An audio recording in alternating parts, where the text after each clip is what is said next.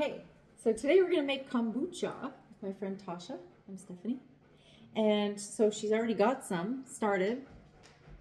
And she's the one that taught me how to do this in the beginning and held my hand through the first process and the second process. And here we are again for the third time, learning how to make kombucha so that it registers. So this video is a self-registration for her.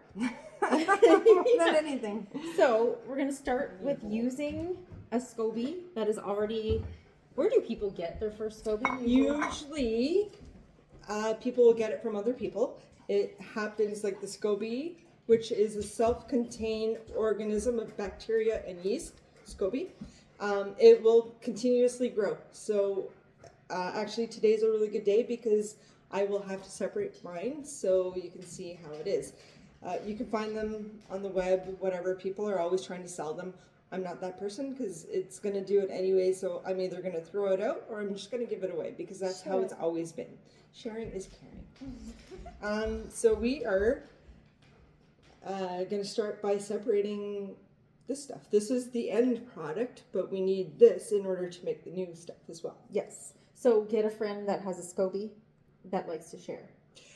Alternatively, actually, you can make your own SCOBY. So if you take the whole process that we're going to talk about afterwards, and to make kombucha with a SCOBY is maybe 2 weeks or so, but without a SCOBY, if you let it sit for like 4 or 5 weeks in a warm area, it will actually create its own SCOBY.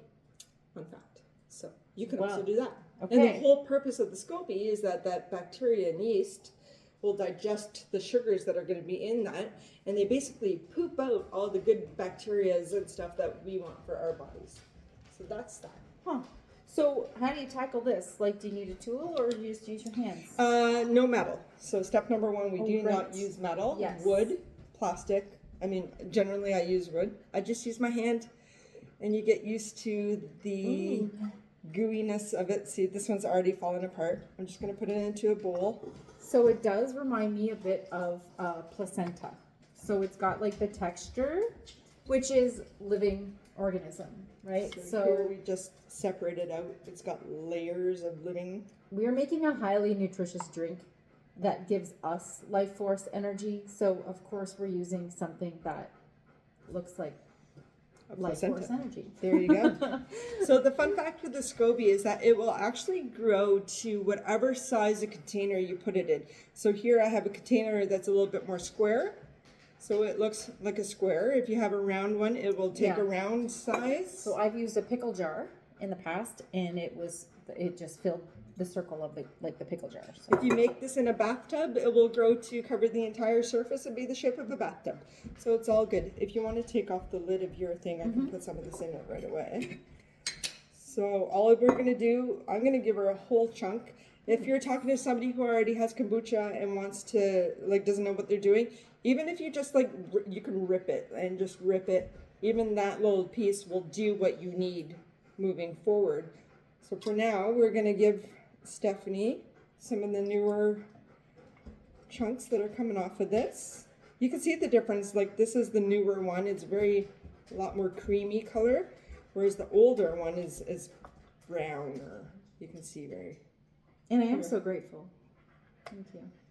And when you I'm grateful to it and to you. Success with this one, you won't have to come back for more. But if you don't have success for this one, you can come back for more. And then I am going to use the rest of that for our next batch. Now for Stephanie, the little bit that I just put into the jar here, what we're going to do is we're going to just give her some of the existing kombucha, which will help her start her next batch. So that's yours to take home. Great. I'm just going to wash my hands here. And so should I use this jar lid, or should I use like a coffee filter or cheesecloth or something? You want it's a living organism, so it needs Yeah. to breathe. Yeah, so you can use a coffee filter as long as it's a heavier quality, tightly woven. I have cheesecloth that you can see you can't see through. It, like some of the cheesecloth that you get today is very loosely woven. Bugs will get into this. You will have fruit flies. I had fruit flies So- tragically for my my last batch because I only used So a flimsy very- coffee filter. Spend the extra money to get a tighter woven cheesecloth. And as you can see, actually, this one's like really big. Oh. But it's a tight weave. That I've folded up multiple times to get still breathable. So But the problem that I had before, I had fruit flies and I couldn't find the source of the fruit flies because my SCOBY, I didn't realize it was dry and starving up on top of my fridge because I meant to make more and I just didn't make more, and then I finally found the source of the fruit flies and it had taken over my jar and it was really bad, and I felt so bad that I had to throw SCOBY out. well, that happens. So we'll just put yours aside. So that's, you want a cloth for that as it's doing its thing. In the meantime, we will put the metal lid on, but what I'll do is just put a little piece of parchment, or actually just plastic wrap even. Because you do not want the SCOBY to touch metal, so we'll just put that on it so that it can get home. In the meantime, we're going to start a new batch, which first, I should have done this earlier, requires pouring the stuff into bottles. Because now that it's ready, we're just going to pour them into bottles with like a pop top lid on it. Oh snap, I just got rid of a whole bunch of my like maple syrup jars with pop top lids. Oh, well, this is why I didn't need yours, because I've got a lot of these ones. So I'm just going to pour it slowly. I'm a fan of funnels.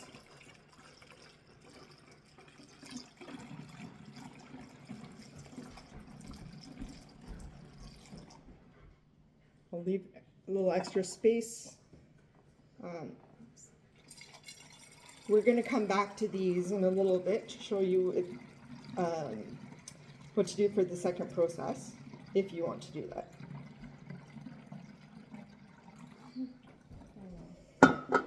There's still just a little bit left, so I'll get another bottle. If you hear my dog in the background, we just came in from outside. He's really quite hot.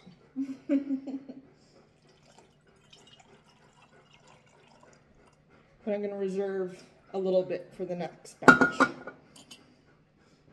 And So we'll set that I aside. do have a picture of step-by-step instructions that I will also share in case you forget. Pinterest, just go on Yeah, Pinterest. or do that. Yeah, that's where I found that one because it's not my creation. There's no copyright Oh, copyright right. stuff. But it's not mine. So what we're going to do, we're going to start with the next round. The first and foremost is the solution that it goes into, and it's a green tea, black tea solution with sugar water. So what I've done already, because it takes time to cool, I've just melted 1 cup of sugar with a bunch of water, stovetop, and then I let that cool to room temperature. And then I always buy loose leaf tea, so here I've got a type of black tea that's a loose leaf. And organic. And organic, yeah. And then again, a organic green tea. There's all kinds of different ones, but again, these are just loose leaf. That's like my green tea that we use here. I did my batches with not loose leaf. No, you can use tea Okay. bags. I just use loose leaf in my house. I got stuck on not knowing how many bags to use, so I think I did like 4 green tea, 2 black tea, or the other way around. So, more black tea. It's 1 tablespoon of green tea with 2 tablespoons of black tea. And I think for the most part, when you get a tea bag, and I've measured before, when you open it out and actually dump it out to the tablespoons, each one is about a tablespoon worth. Okay. So 1 black tea to 2 green tea. Mm-hmm.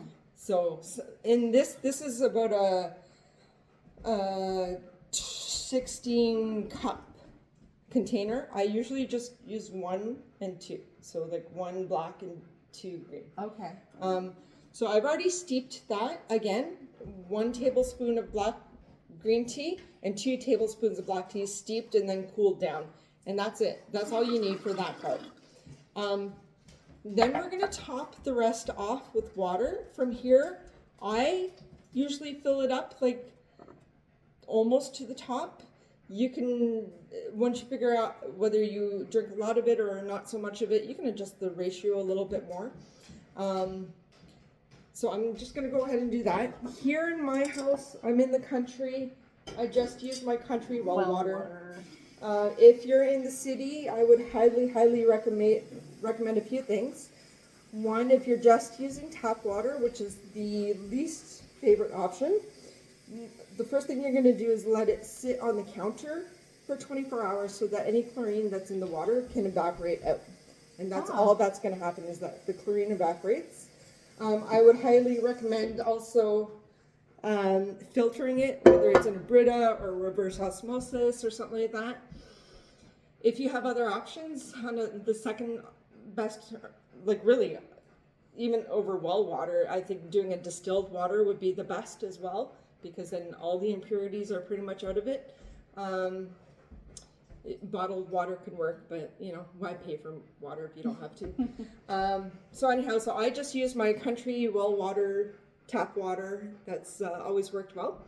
So I filled it up, and then I take the SCOBY and pop it in on top, and that's it. That's how easy that is to make.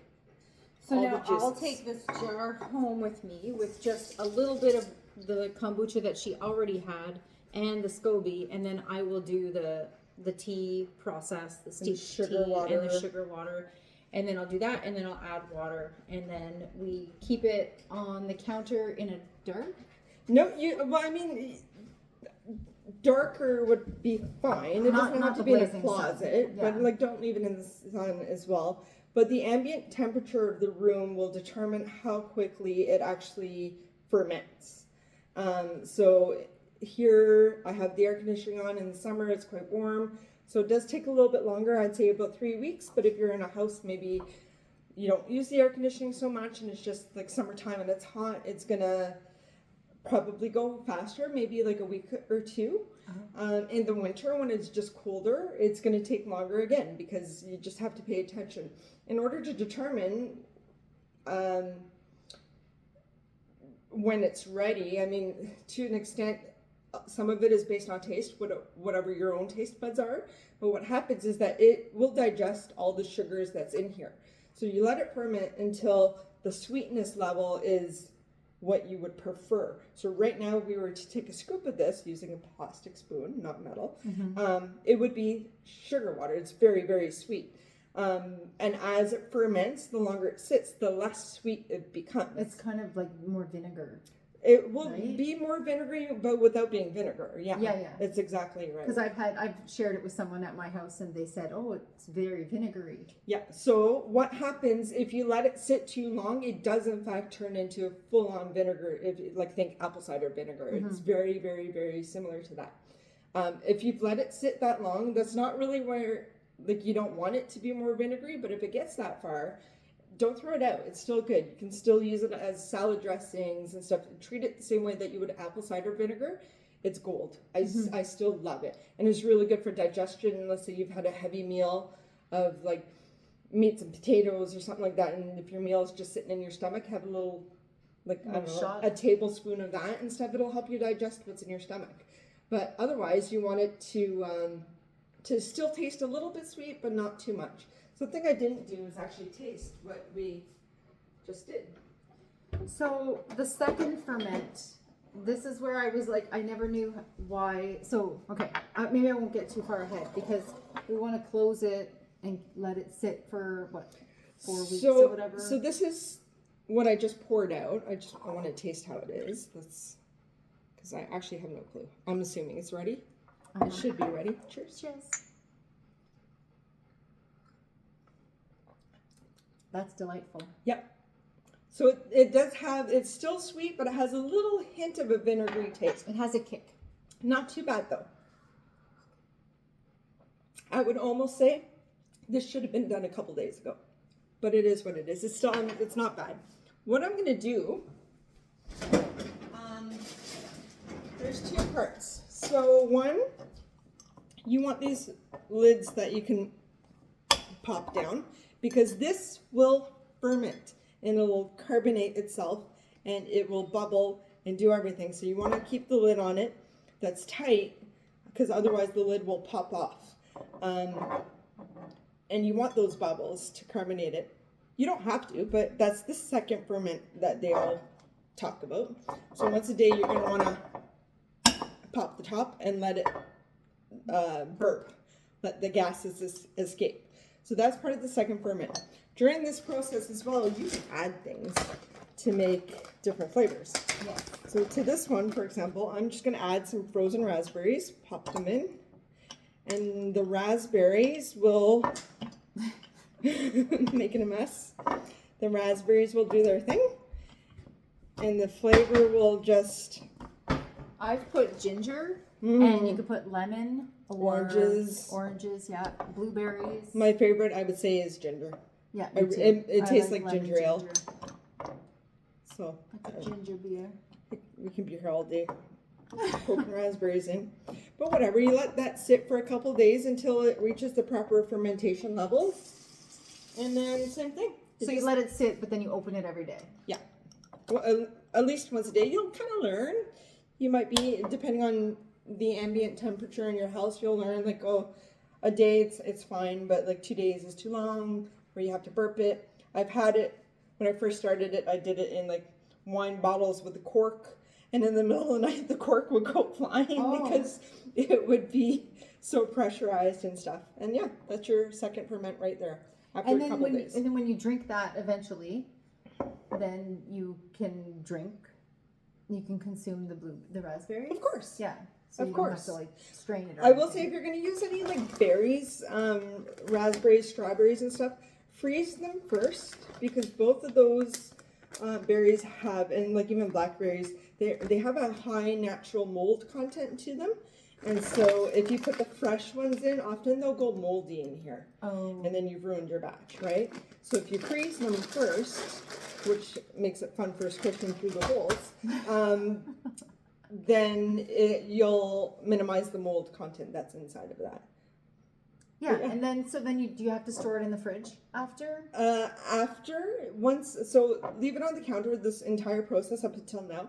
Once it's ready to drink, if you put it in the fridge, it will almost stop that fermentation process altogether and keep it cold and refreshing and stuff like that. But if you leave it on the counter, it will continue to ferment still. So yeah, putting it in the fridge will help stop that process.